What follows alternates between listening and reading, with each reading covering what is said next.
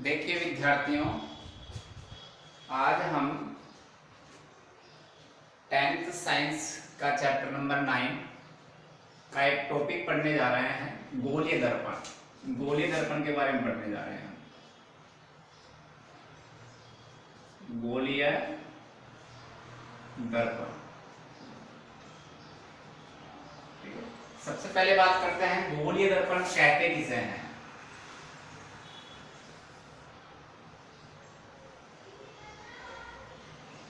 ठीक है, ये गोलीय दर्पण होता है। ठीक है, गोलीय दर्पण किसे कहते हैं? तो वह दर्पण जिसका परावर्तक पृष्ठ गोल होता है, गोलीय दर्पण कहलाता है। ठीक है, वह दर्पण जिसका परावर्तक पृष्ठ गोलीय होता है उसे गोलीय दर्पण कहते हैं। ठीक है, अब ये गोलीय दर्पण कितने प्रकार का होता है? ठीक है, ये गोलीय दर्पण दो प्रकार का होता है। अगर मैं इसको बीच में से ऐसे दो भागों में डिवाइड कर दूं तो एक पार्ट ये इसका परावर्तक पृष्ठ था, ये भी इसका परावर्तक पृष्ठ है और ये गोलीय है, इसलिए दोनों परावर्तक पृष्ठ क्या है? गोलीय है, इसलिए इसको गोलीय दर्पण कहते हैं। अगर इन परावर्तक पृष्ठों को काट कर अलग अलग कर दिया जाए, एक परावर्तक पृष्ठ ये हो गया और एक परावर्तक पृष्ठ ये हो गया। ठीक है, इसके बाहर की तरफ क्या हो रही है? कोई पॉलिश हो रही है, यानी ये हुआ कि इसका जो परावर्तक पृष्ठ है वो अंदर की ओर वक्रित है, अंदर की तरफ वक्रित है ये। ठीक है, तो ऐसा दर्पण जिसका परावर्तक पृष्ठ अंदर की ओर वक्रित होता है अवतल दर्पण कहलाता है। तो ये अवतल दर्पण हो गया। और ऐसा दर्पण जिसका परावर्तक पृष्ठ बाहर की ओर वक्रित होता है, ये बाहर की ओर वक्रित है। ठीक है, ऐसा दर्पण जिसका परावर्तक पृष्ठ बाहर की ओर वक्रित होता है उत्तल दर्पण कहलाता है। तो ये उत्तल दर्पण हो गया।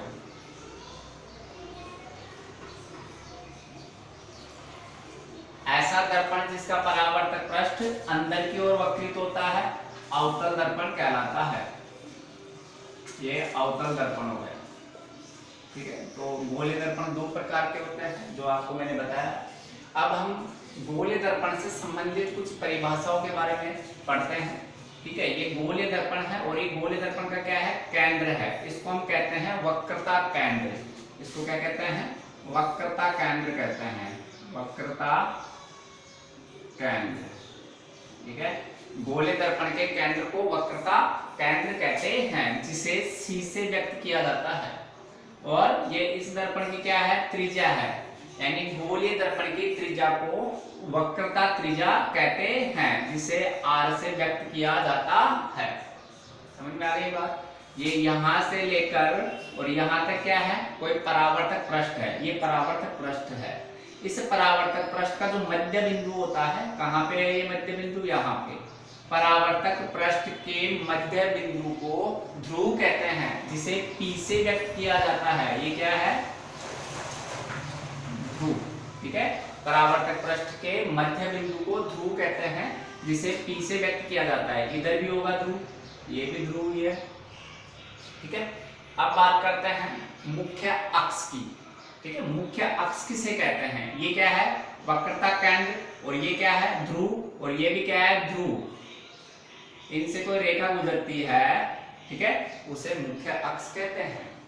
गोलीय दर्पण के वक्रता केंद्र तथा ध्रुव से गुजरने वाली रेखा को मुख्य अक्ष कहते हैं। ये मुख्य अक्ष है, मुख्य अक्ष जो वक्रता केंद्र और ध्रुव से गुजरती है, उस रेखा को मुख्य अक्ष कहते हैं। ठीक है, ये मुख्य अक्ष हो गया।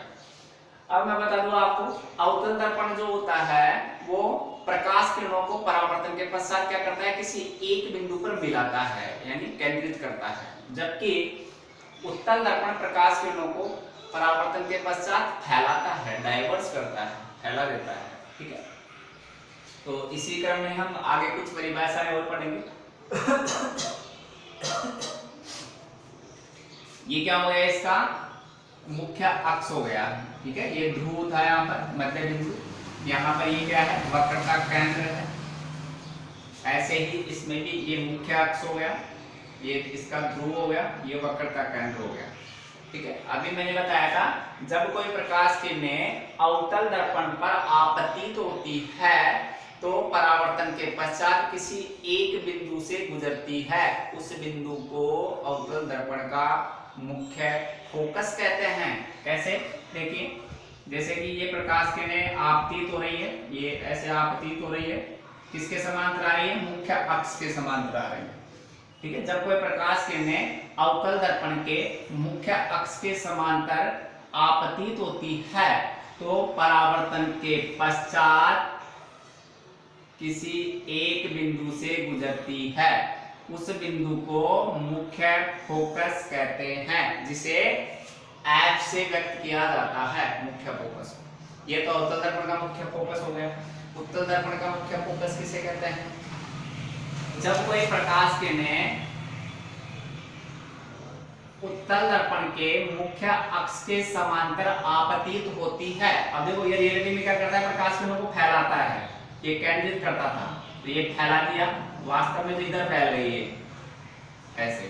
तो जब कोई प्रकाश किरणें उत्तल दर्पण के मुख्य अक्ष के समांतर आपतित होती है तो परावर्तन के पश्चात किसी एक बिंदु से गुजरती हुई प्रतीत होती है, उस बिंदु को उत्तल दर्पण का मुख्य फोकस कहते हैं। इसे भी कैपिटल F से ही व्यक्त किया जाता है।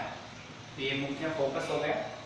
अब बात करते हैं फोकस दूरी की। फोकस दूरी किसे कहते हैं? तो ये तो क्या है? इसका ध्रुव है और ये क्या है? मुख्य फोकस। तो ध्रुव तथा मुख्य फोकस की बीच की दूरी को ही हम क्या कहते हैं? फोकस दूरी कहते हैं। ध्रुव तथा मुख्य फोकस के बीच की दूरी को क्या कहते हैं? फोकस दूरी कहते हैं। ठीक है, तो ये फोकस दूरी की परिभाषा हो गई। और फोकस दूरी को स्मॉल f से लिखा जाता है, स्मॉल f से व्यक्त किया जाता है। तो ये फोकस दूरी। एक स्टेटमेंट है इसके बारे में, जो दर्पण की वक्रता त्रिज्या होती है, वक्रता त्रिज्या फोकस, ठीक है, फोकस दूरी की यानी r is 2f। r is क्या होता है? 2f होता है। ये क्या है? ये वक्रता त्रिज्या है। देखो c से लेकर p तक की जो होती है वो क्या होती है? वक्रता त्रिज्या। इसका मतलब यहाँ से यहाँ तक क्या है? ये वक्रता त्रिज्या है। और ये क्या है? फोकस दूरी है। इसका मतलब क्या हुआ? फोकस दूरी जो होती है वक्रता त्रिज्या की आधी होती है, यानी ऐसे लिख सकते हैं फोकस दूरी वक्रता त्रिज्या की आधी होती है। या फिर ऐसे बोल सकते हैं कि वक्रता त्रिज्या फोकस दूरी की दोगुनी होती है। ठीक है, वक्रता त्रिज्या फोकस दूरी की दोगुनी होती है, या दूसरे शब्दों में कहें तो फोकस दूरी वक्रता त्रिज्या की आधी होती है। इससे आप एक नंबर का न्यूमेरिकल सॉल्व कर सकते हैं। अगर फोकस दूरी दी हुई है तो वक्रता त्रिज्या ज्ञात कर सकते हैं, अगर वक्रता त्रिज्या दी हुई है तो आप फोकस दूरी ज्ञात कर सकते हैं। ठीक है, तो ये कुछ परिभाषाएं हो गई इसकी। अब बात करते हैं हम दर्पण के चिन्ह परिपाटी की। ठीक है, चिन्ह परिपाटी क्या होता है? ठीक है, जैसे हम इससे संबंधित न्यूमेरिकल सॉल्व करेंगे तो उसमें हमारे को चिन्ह परिपाटी की नॉलेज होना जरूरी है। अगर चिन्ह परिपाटी की नॉलेज हमें नहीं है तो हम न्यूमेरिकल्स करने में थोड़े असमर्थ रहते हैं। तो चिन्ह परिपाटी के बारे में हम बात कर रहे हैं। चिन्ह परिपाटी,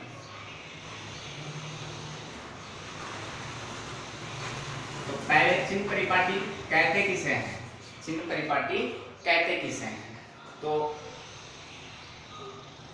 किसी बिंब, प्रतिबिंब की दूरी, ऊंचाइयों आदि को चिन्हों के द्वारा प्रदर्शित करने को ही चिन्ह परिपाटी कहते हैं। बिंब की दूरी, प्रतिबिंब की दूरी, प्रतिबिंब की ऊंचाई, बिंब की ऊंचाई, इनको चिन्हों के द्वारा प्रदर्शित करने को ही चिन्ह परिपाटी कहते हैं। ये तो हो गई इसकी परिभाषा। अब इसके बारे में लिखेंगे कैसे आप? सपोज एक दर्पण ले लिया अपन, ठीक है, ये इसका द्वारक हो गया n, जो परावर्तक पृष्ठ होता है वो द्वारक होता है, और ये इसका क्या हो गया? मुख्य अक्ष हो गया। ठीक है, ये मुख्य अक्ष है। यहाँ पर क्या है? ध्रुव P है। तो अब इसके बारे में पॉइंट्स लिखने हैं आपको। चिन्ह परिपाटी इस प्रकार होती, चिन्ह परिपाटी इस प्रकार होती है, इस प्रकार होती है। पॉइंट नंबर 1, दर्पण के मुख्य अक्ष को x अक्ष पर लिया जाता है। दर्पण के मुख्य अक्ष को एक्स अक्ष पर लिया जाता है, एक्स अक्ष पर होता है। और दर्पण के ध्रुव को मूल बिंदु माना जाता है। दर्पण के ध्रुव को क्या माना जाता है? मूल बिंदु माना जाता है। ठीक है, तो एक पॉइंट हो गया। अब बात करते हैं पॉइंट नंबर दूसरे की। ठीक है, दर्पण के बाईं ओर, दर्पण के बाईं ओर यानी ऐसे चलेंगे, दर्पण के बाईं ओर की सभी दूरियां ऋणात्मक में मापी जाती है। दर्पण के बाईं ओर की सभी दूरियां लिखेंगे, सभी दूरियां ऋणात्मक, ऋणात्मक, दर्पण के बाईं ओर की सभी दूरियां ऋणात्मक में मापी जाती है, जबकि दर्पण के दाईं ओर की सभी दूरियां, इधर लिख देंगे, दाईं ओर की सभी दूरियां धनात्मक में मापी जाती है। अगला पॉइंट लिखेंगे, दर्पण के ऊपर, दर्पण के ऊपर की ओर की सभी दूरियां, यहां लिख देंगे ऊपर की ओर की सभी दूरियां धनात्मक में मापी जाती है, जबकि दर्पण के नीचे की ओर की सभी दूरियां ऋणात्मक में मापी जाती है। तो इस प्रकार ये चिन्ह परिपाटी होता है। ठीक है, अब चिन्ह परिपाटी से आगे हम नया टॉपिक पढ़ते हैं, गोलीय दर्पण द्वारा प्रतिबिंबों का निर्माण कैसे होता है। तो गोलीय दर्पण द्वारा प्रतिबिंब निर्माण के नियम है, 4 नियम है। उन नियमों को अगर हम समझ लें तो किसी भी गोलीय दर्पण द्वारा यानी उत्तल दर्पण द्वारा भी, अवतल दर्पण द्वारा भी आप प्रतिबिंब निर्माण कर सकते हैं। ठीक है, तो प्रतिबिंब निर्माण नियम पढ़ेंगे हम। प्रतिबिंब निर्माण, प्रतिबिंब निर्माण देखिए 4 नियम है। नियम नंबर 1 चित्र बनाकर समझा रहा हूं, उत्तल और अवतल दोनों का साथ में समझा रहा हूं। ये अवतल दर्पण है, इधर ये उत्तल दर्पण है। ठीक है, प्रतिबिंब निर्माण का पहला नियम, उत्तल, ये कौन सा दर्पण है? अवतल। ये कौन सा है? उत्तल। नियम नंबर 1, ठीक है, ये क्या हो गया? इसका मुख्य अक्ष हो गया, और इसमें भी ये क्या हो गया? मुख्य अक्ष हो गया। ये ध्रुव हो गया, यहाँ पर ये वक्रता केंद्र हो गया, ध्रुव वक्रता केंद्र। नियम नंबर 1 पहला नियम है, जब कोई प्रकाश किरण, ठीक है, जब कोई प्रकाश किरण है, देखो यहाँ मुख्य फोकस होता है, इसमें भी मुख्य फोकस होगा, इधर भी होगा, इसमें दोनों तरफ होते हैं इसमें। ठीक है, तो पहला नियम, जब कोई प्रकाश किरण अवतल दर्पण के मुख्य अक्ष के समांतर आपतित होती है, मुख्य अक्ष के समांतर आपतित हो रही है, जब कोई प्रकाश किरण अवतल दर्पण के मुख्य अक्ष के समांतर आपतित होती है तो परावर्तन के पश्चात मुख्य फोकस से गुजरती है। ठीक है, जबकि उत्तल दर्पण में मुख्य फोकस से गुजरती हुई प्रतीत होती है। ठीक है, ये पहला नियम हो गया। जब कोई प्रकाश किरण उत्तल दर्पण के मुख्य अक्ष के समांतर आपतित होती है, ये फैलाता है तो वास्तव में इधर चले जाएगी, लेकिन पीछे की ओर बढ़ाएंगे तो मुख्य फोकस से गुजरती हुई प्रतीत होती है। तो अलग अलग भी लिख सकते हैं आप, एक साथ मिलाकर भी लिख सकते हैं। ठीक है, जब कोई प्रकाश किरण है उत्तल अवतल दर्पण के मुख्य अक्ष के समांतर आपतित होती है तो परावर्तन के पश्चात मुख्य फोकस से गुजरती है, जबकि उत्तल दर्पण में मुख्य फोकस से गुजरती हुई प्रतीत होती है। पहला नियम हो गया। दूसरा नियम पहले नियम का अपोजिट है। ठीक है, पहले नियम में क्या हो रहा था? मुख्य अक्ष के समांतर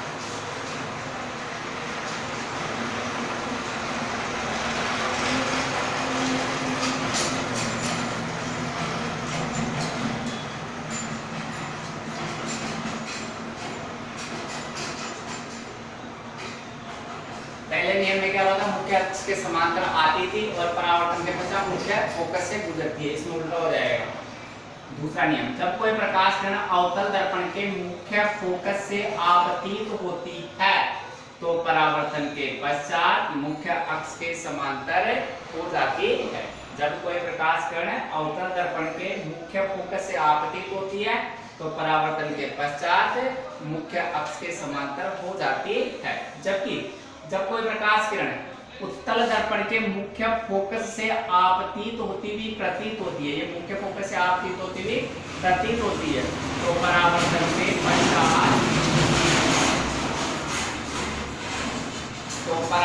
के पश्चात मुख्य अक्ष के समांतर हो जाती है। ये दूसरा नियम है। तीसरा नियम देखिए,